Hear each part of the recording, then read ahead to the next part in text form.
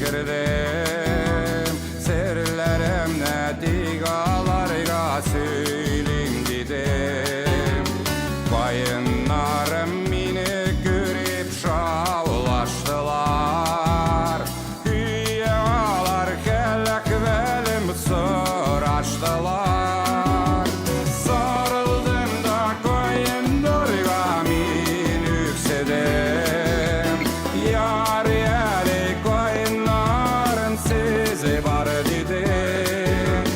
Hislerimni anlıysiz kabul etesiz. Bugün tağın menden anlaşu kütesiz.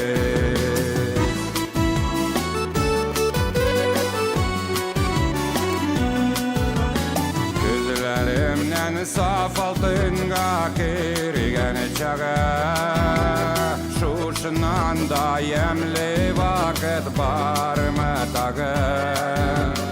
Sarı düzler yan yarasını düzeltirme. Elleğinde gerisin şeküveytirme. Sarıldım da koyundurga men öksedim.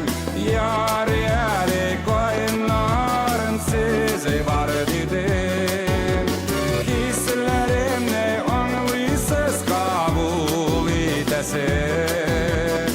Bugün tağın menden anlaşu kütesiz.